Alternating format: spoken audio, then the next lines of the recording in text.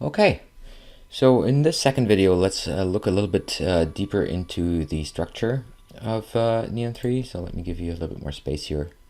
So let's close all of this and start looking at the different folders that we have. So there is a lot to be said about how routing works. We're now gonna basically talk about, like, there's three different kinds of components that neoan3 has, and worry not, those components don't really make a difference. We're going to use the terminology to distinguish on a level of what is the main functionality of a component rather than because they're hybrids, and we'll get into that in time. For now, let's create our first component that actually is a route. So I'm going to open up the console again and say, okay, neoan3 new component. I'm going to call it first. And as you can see, it's asking me, is this a route component? Is this an API endpoint? Or is this a custom element? Again, don't worry to make the wrong choice here. This has basically a lot to do with what comes out of the box, and we can make changes or additions as we want. So I'm going to say route component for now. Yes, this does have a few, and I also want to use a frame. So there's only the demo frame for now. I'm going to just do this, and we're not going to go into this for now because frames are a little bit of your way out, and you know, like how to get, you know, certain setup standardized. We'll look into that in a second. So now we have, oops, did that not work? Yes, now we have our the folder first, and what you see basically, let me close this again for you, is we have a first controller PHP, a first view, and a version JSON. So let's open up this and look under the under the hood a little bit. So as you can see, this defines a class that extends Unicore. Unicore is something that's automatically included. And what we see here, let me reformat that for you, is a relatively interesting concept of a singleton. If you're not familiar with what a singleton is, it's basically something that returns the complete this object to maintain the context.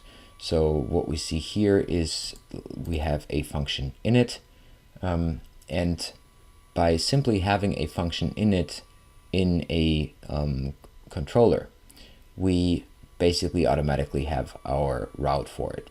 So I don't have to declare the route anywhere else. By simply having an init function, this will be done for me, which would mean that if I go to the view HTML, and here see it's called first, so I should be able to simply say first, and you can see this is exactly my first view HTML, and this is how the routing works. So what exactly am I doing? So I'm using a particular frame. Remember, I was asked if I want to use a frame, and that frame was demo. So that gives me all the setup. This is why, you know, like certain CSS are loaded and certain things are included and so on. Then I have a hook.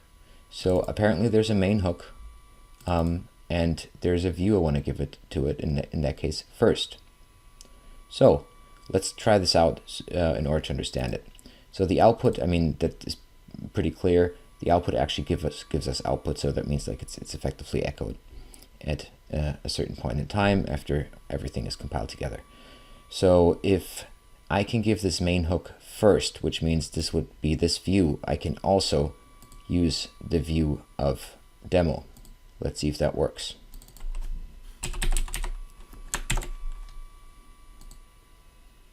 Yeah, and now I have, see this again, even though I am on first. That is interesting. So let's switch it back to view, and then let's also assume, and I mean, I'm not really assuming, I'm just pretending a little bit to explore with you, that there is not only main, but there's also a footer and a header. And we're going to leave it like that for now. We're going to double this doesn't matter. Oh, interesting.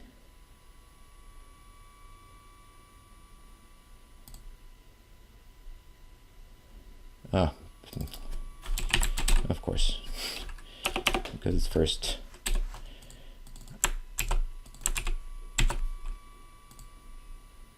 Okay, so as you can see, like the footer is first and main is first. So this is basically why I double it, which also means that if I inspect this, then basically I see that this is how, so there's the body, then apparently within the body first comes the main, then comes the footer, and there's also first, and I think it's reasonable to assume that there's a header.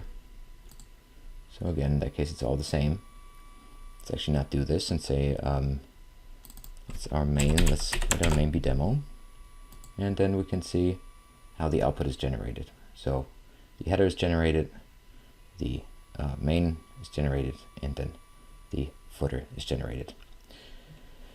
So this form of writing has a concept that we will call stream of consciousness. What does this mean? It's basically like, so even though the whole platform is highly object oriented, you will always be able to read top to bottom in a lot of cases. So what you basically see here is, okay, so everything happens at a time, right? Again, depending on your editor, well, let's assume you don't have that. So let's look at what's happening here is we're loading this demo frame, and what does this demo frame do for us? And you can see this is pretty basic. We're loading in a base, and okay, so there's a favicon, and then there's a particular style sheet. That's all we're doing in this frame. That's pretty basic, and don't have to worry too much about that. So now that we know how the routing works, we might wonder, well, how do we generate a little bit more complicated use cases when we want to hook something in.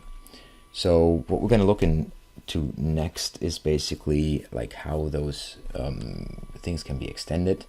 But first I want to look into the singleton a little bit more. So if I execute particular functionality, I might want to reuse functions. So I want to break out of the singleton without breaking the stream of consciousness. So let's just say I'm going to create a reusable functionality.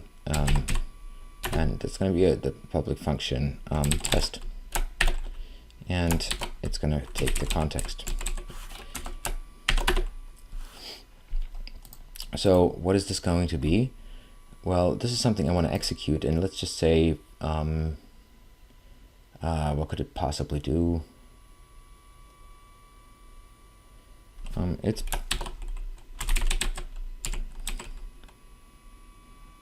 It's going to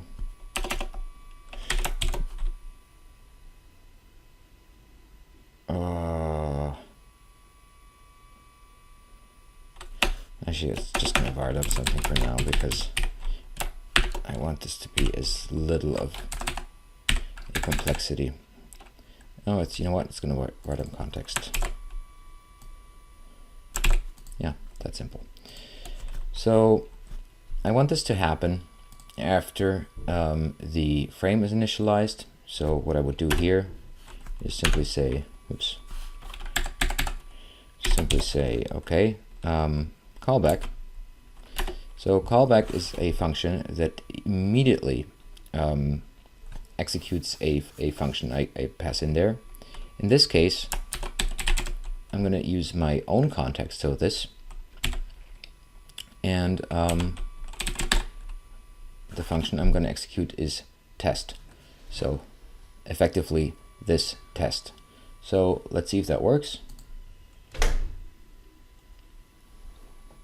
Yep, and as you can see, I get the whole context here in my output, and it var dumps it, which is a little bit boring, but this is basically how you read the how you break out of the singleton functionality. So of course there are multiple possibilities of what I can do here. So I don't really have to create a callback directory. Let's say instead of that, we want to say we want to add a method.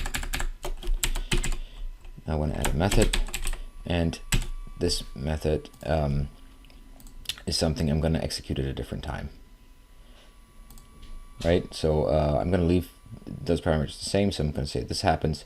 So now there are a couple of other things happening. Just imagine that, you know, like somewhere down the code, there's complicated stuff we do, and then all of a sudden we say run test. Right?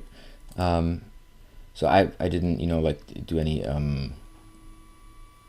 comments. This is why this is now marked as a problem, because this is invoked by a magic function.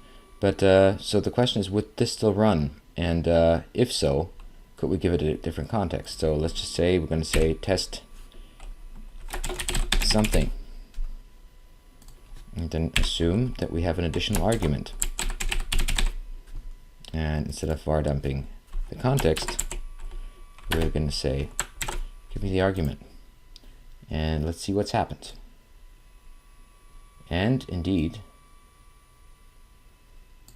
we get the string something in the argument. So we can execute this with parameters and give it, you know, at a later time, depending on what happens between the add method and test. That might be dependent on what I want to pass in here, for example. So this is a pretty simple way, and I don't want to, you know, like go too much into the like best practices of what this actually means. But for the more advanced listeners, let me just tell you that you could have different contexts here and basically can reuse this kind of functionality for various reasons. And that is something that we're going to go into now when we look to a little bit more difficult routes. So this is basically our first route. So we could now start, you know, designing it and you know, creating our own application. We can, of course, have a bunch of standard things happening to us when we, for example, go into the frame and say, well, the frame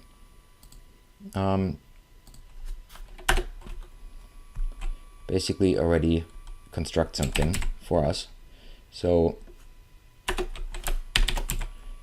in the construct, I'm probably going to start by letting the regular construct work, just to be sure that, you know, everything is loaded correctly. And then I already have an opinion on, for example, the what's it called? The header, right? And say, okay, so my header is always going to be the same, and it's always going to be demo. And so if that's the case, that means that, wait, what are we loading here, demo? So let's load first as the main again. And neon running is always going to be a header now. So let's strip this down to the most basic principle. Again. And you can see, now this functions as my header at the moment, which is a little bit boring. Let's actually create something a little bit more beautiful here. So I'm going to say neoan3 new component header.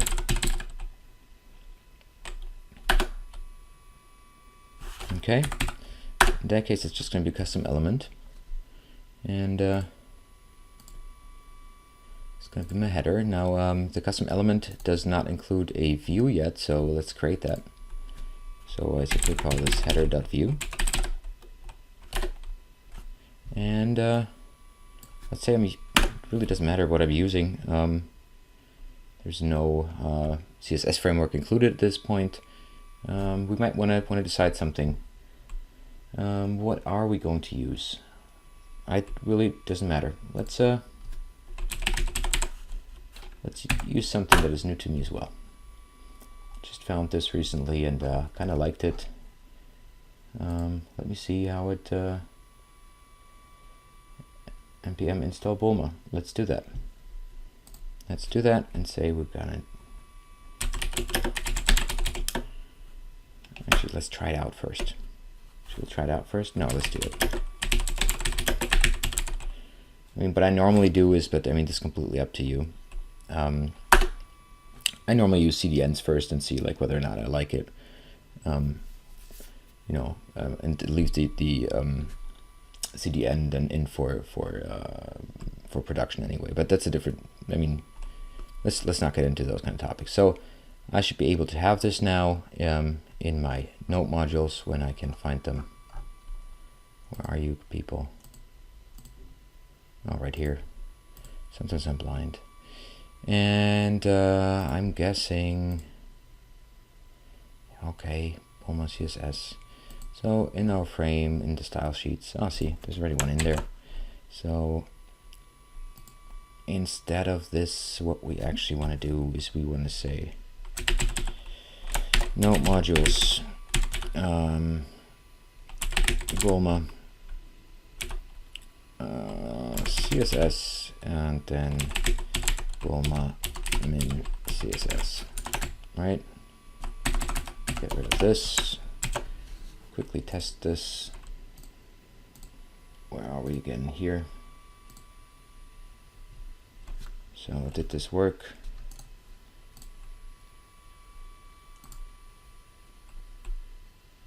Let's inspect this quickly. Are you including this here? Yep, we are. Fair enough. Okay. And then, do I really want to go down that road of setting this up? Let's do something very, very basic. Where's their documentation here?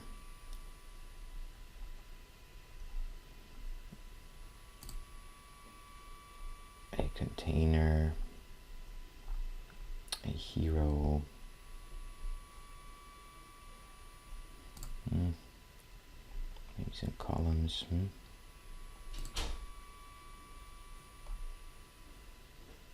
Yeah, that'll work. That'll work. Let's put this in our header. So let's say columns, and we say column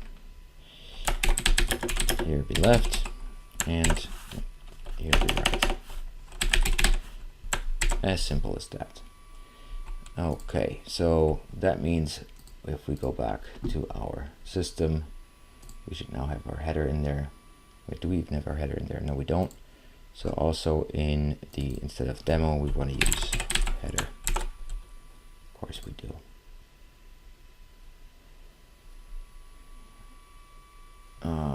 See, this was not right. That was not right. Oops.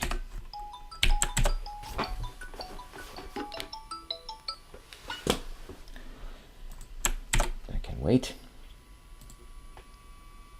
Okay, and here we are.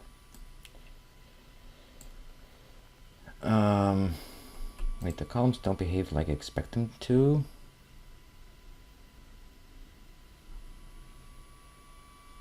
Columns, first class column. I'm not sure if that is a size issue. Yes, it is a size issue. Okay. All right. So yeah, now this looks vastly different, and I guess we can take our own CSS out of here. Get rid of this ugly green, and so what we have now here basically is that we're always loading a header, and let's see if we can get it some kind of probably some helpers, modifiers. What could that possibly be? Helpers, yeah. I guess. What do we have here? Responsive helpers, color helpers. Yeah, that sounds good. Not text though. Background color has background dark. Yeah, why not? This is probably out of the box. I suppose I'm able to change some kind of Sass variables, but let's do that. Has background dark. This is one of the perks of actually using NPN, so my editor can basically see what this is, and then oh god, okay, beautiful. So let's make sure that this doesn't happen at all. So I should probably want to say this should have a container, huh? Is this how this works? No, this is not how this works. Okay, I'm wasting your time on basically exploring this. I think you get the gist of it. So here for now, I'm just going to fake it quickly and say just padding top 30 hard pixels, and the rest we're going to ignore. Just because I cannot really as text. Nope. As text. Right. Just so we can actually see anything here. Okay. Right. So getting back to what we actually want to achieve. So as you can see, I don't have to take care of the header now on every component I'm building. So if I would say like neoan3 new component second, and then navigate to second. Oops. Oh yeah, I should finish this quickly. This will be route component with a view and with a frame demo. Okay. Then I can see now I'm on second, and the header loads in because I defined it in the frame. And that's going to be true for most of your applications, that you know, like there's certain things that you standardize, and that's why you want to define that in your frame rather than on every route component itself. So that has all been pretty useful. And now what we want to basically look into a little bit, let me get back to the components, is a different question of what if I have a different kind of access. So this is all, you know, like been very static, and what are the possibilities that I basically have to well, have a little bit of a different outcome of something. So what are the different components, for example? So in the example that we used before, as let's just say we're gonna call this test.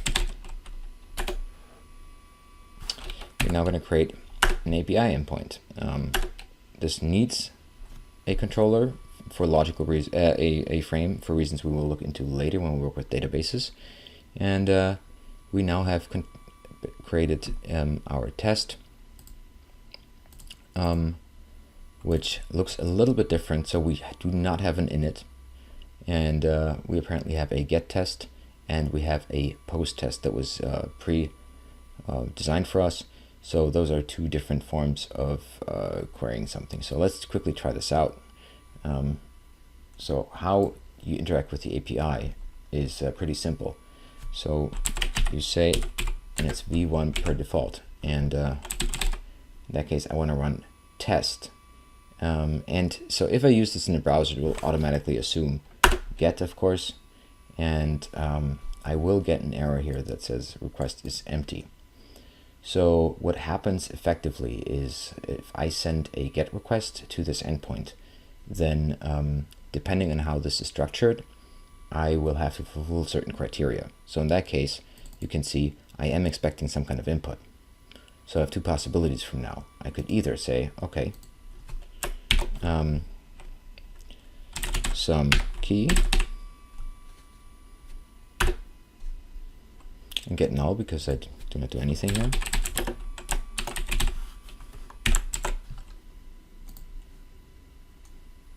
Okay, so as you can see, that the API is very powerful. It returns automatically a JSON. So with all of our front-end work, we will highly enjoy working with this because it makes things so easy.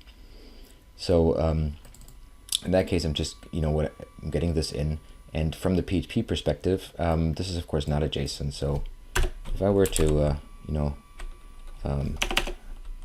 actually change this and say object, and what did we give it? Key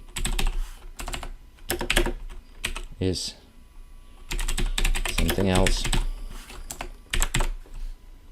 right, then I could see now it changed. Oops, I literally called a key. I want to call it sum and override it. That's the point of it. Okay.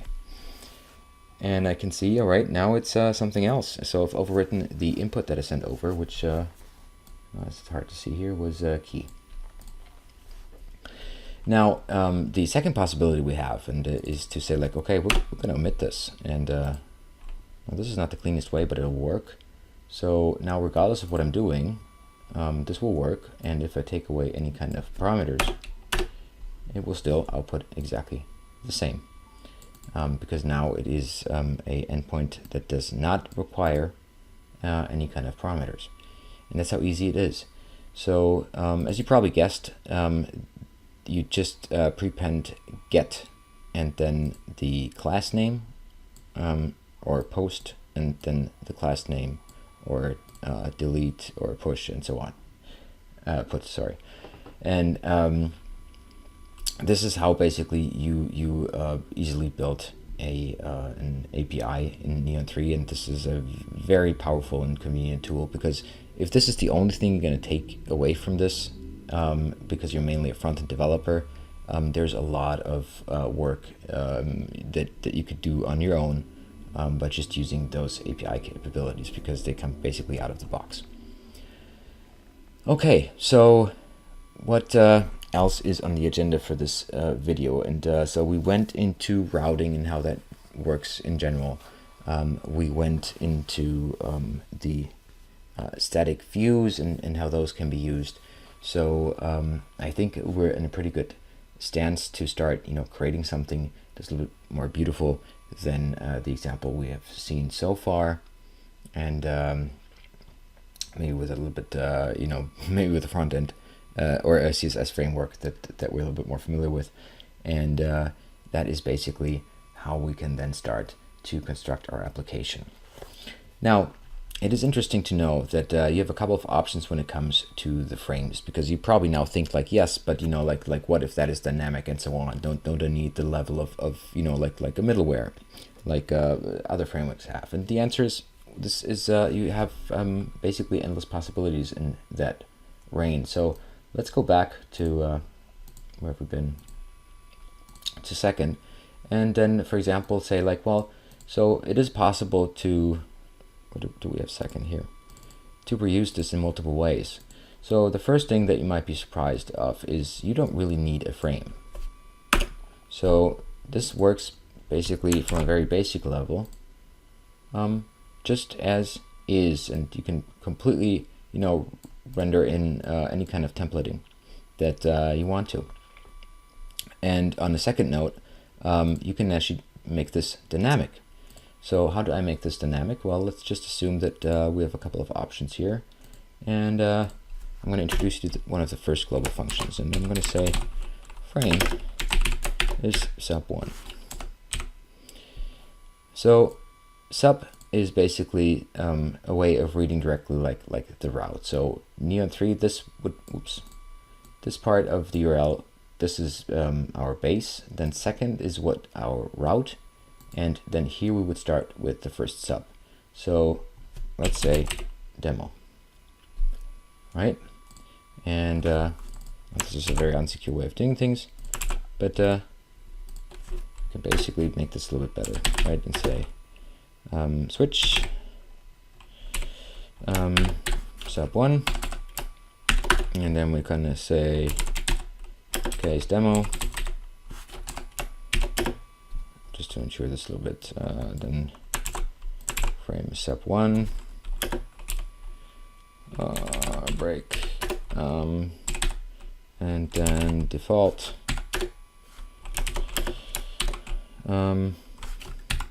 frame is empty. Okay, so now let's say we do it like that, and hook this in, and we say, whoops, second, we forgot the parameter, so that would be demo, and we can see now it dynamically loads with the parameters of frame demo, and if I omit that, I can see that it loads in that case without. I don't have a second frame, so I cannot show you, switching between frames. But I think you get the idea. So when it comes to dynamics in the view, we have the same option. So a view does not have to be like, you know, like a static file that is written in stone. So let's get rid of this quickly here and say, okay, this goes back to demo. It can always be demo. So the main hook in reality has another parameter that we haven't talked about, and this is a parameter that basically, let's just say arguments. I'm very generic with this for now when it comes to naming, because I don't really want to address a particular topic, but I mean, please don't name your variables like that. I think that should be clear. I'm going to say, well, the headline is something I might read from a database if this is a blog post or whatever. In that case, I'm going to make it static and say the headline is learn neoan3. So in my main view, where you see I just passed in my arguments, I can go in there and say, okay, so instead of giving this headline hard, I'm going to use double curly braces and say headline. And as you can see, it's that simple. It says learn neoan3, and I really shouldn't have used this without looking into it. Let's see. Padding less, no. Has padding.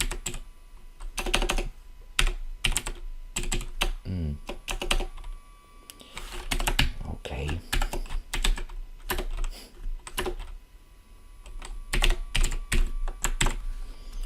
Yeah, again, don't do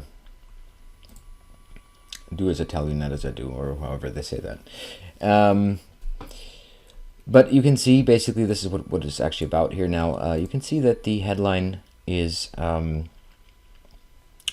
server-side rendered as whatever we gave it. So this is something that is you might want to play with, especially when it comes, you know, like the considerations of, well, you know, does this have to be called later on with an API call, you know, like make this whole thing, or should it be rendered by the server? So in this case, it comes like that, right? So the client doesn't receive anything. There's no JS executed whatsoever. I can simply create dynamic content from here.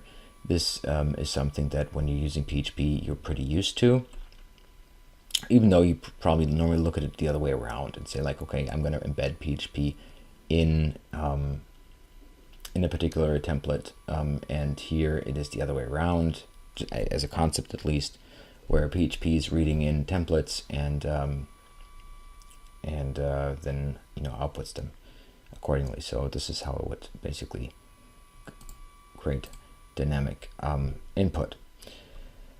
Okay, so I think that is a relatively nice showcase for now, and I think we also like touched on the main points of what I wanted to convey over here, and you basically already have everything you need to know in order to start, you know, designing your own functionality and creating basically your first application.